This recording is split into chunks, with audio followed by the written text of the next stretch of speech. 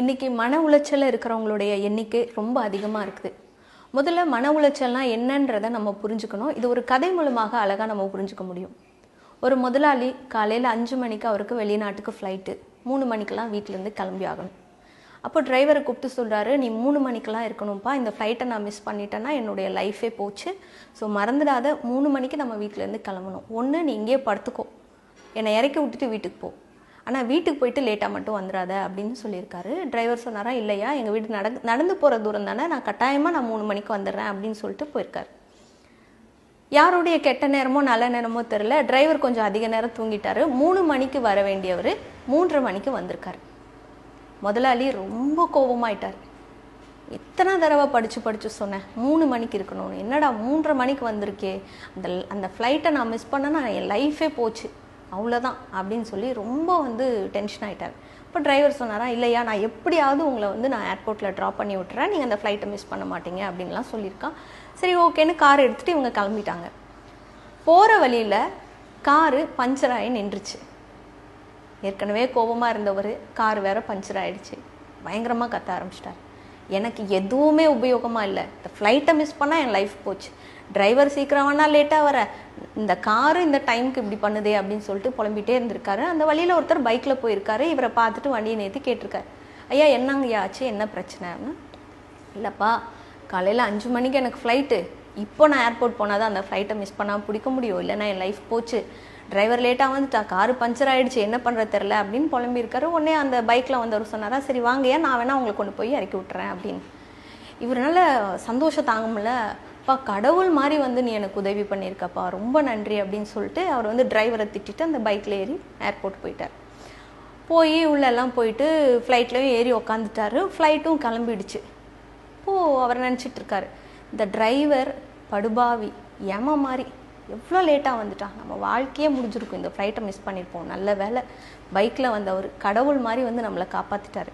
இந்த காரு என்றைக்குமே நமக்கு உபயோகமாக இருந்ததில்லை, ஊருக்கு வந்தோன்னா முதல் வேலையை அந்த காரை விற்றுறணும். இப்படியெல்லாம் அவர் யோசிச்சுக்கிட்டே அவர் பயணம் பண்ணிகிட்டு இருக்கும்போது திடீர்னு பைலட் ஒரு அனௌன்ஸ் பண்ணுறாரு, மன்னிக்கணும், நம்மளுடைய விமானத்தில் என்ஜின் கோளாறுனால இன்னும் கொஞ்சம் நேரத்தில் விமானம் வெடித்து சிதற போகுது, முடிஞ்ச அளவு தரையிறக்க ட்ரை பண்ணிட்டோம், இதுக்கு மேலே எங்களால் முடியல அப்படின்னு சொல்லியிருக்காரு.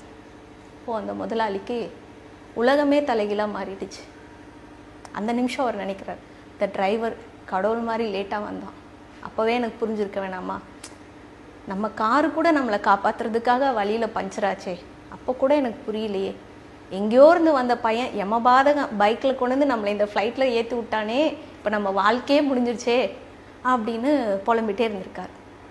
இப்படி தான் நம்ம வாழ்க்கையில் ஒரு விஷயம் நடந்தால் நல்லது அப்படின்னு நினச்சி நம்ம பல திட்டங்கள் போடுறோம்.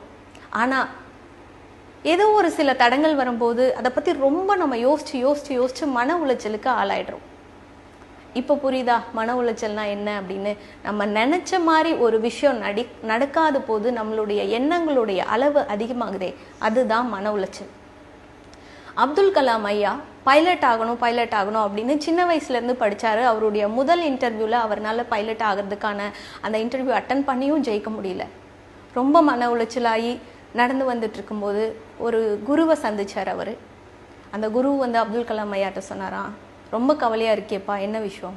இந்த மாதிரி நான் பைலட் ஆகணும்னு தான் ரொம்ப கஷ்டப்பட்டு படித்தேன், ஆனால் இன்டர்வியூவில் நான் தோத்துட்டேன் அப்படின்போது அந்த குரு சொன்னாராம், உன்னுடைய வாழ்க்கையில் என்னவா வரணும்னு நீ திட்டம் போட்டிருக்கையோ அது மாதிரி உனக்கு நடக்கலைன்னா இந்த வாழ்க்கை உன்னை வைத்து மிகப்பெரிய ஒரு நல்ல திட்டத்தை போட்டுக்கிட்டு இருக்க அப்படின்னு அர்த்தம், இதை நீ புரிஞ்சுக்கோ அப்படின்னு சொன்னாராம்.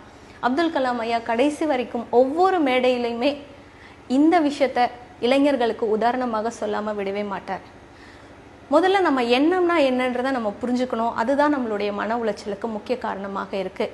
ஒவ்வொரு துளியாக விழும் மலை துளி எப்படி ஆறாக மாறுதோ, பாறையிலிருந்து கசியும் நீர் எப்படி மிகப்பெரிய அருவியாக மாறுதோ, அதுபோல் நம்மளுடைய ஒவ்வொரு எண்ணமும் இணைந்து மனம் போல உருவாகுது. அப்போது ஒவ்வொரு எண்ணமும் ஒரு கெட்ட சூழ்நிலை நடக்கும்போது நெகட்டிவாக நினைக்க ஆரம்பிக்கும் போது அது ஒரு பண்டலாகி மன உளைச்சலாக நமக்கு மாறிடுது. அப்போது எந்த சூழ்நிலை நடந்தாலும் இது ஏதோ ஒரு நல்லதுக்கு தான் இந்த மாதிரி நடந்திருக்கு, ஏதோ ஒரு நல்லதுக்கு தான் இந்த மாதிரி நடந்திருக்குன்னு நம்ம பாசிட்டிவாக நினைக்க ஆரம்பித்தோம் அப்படின்னா நம்ம மொத்தமாகவே பாசிட்டிவான ஒரு மனதை கொண்ட ஒரு மனிதராக மாறிடுவோம். அந்த ஒரு நல்ல எண்ணங்கள் நம்மை சுற்றி ஒரு நல்ல வெற்றியையும் சூழ்நிலையும் உருவாக்கி கொடுக்கும். இதுக்கு அப்துல் கலாம் ஐயாவுடைய வாழ்க்கை பெரிய உதாரணம். இந்த தகவல் உங்களுடைய மன உளைச்சலுக்கு கட்டாயமாக ஒரு மருந்தாக இருக்கும். இது போல் நம்ம சுற்றி நிறைய பேர் மன உளைச்சலில் இருக்காங்க. இந்த வீடியோவை அவங்களுக்கு ஷேர் பண்ணுங்கள். இது அவங்களுக்கு ஒரு மிகப்பெரிய உதவியாக இருக்கும்.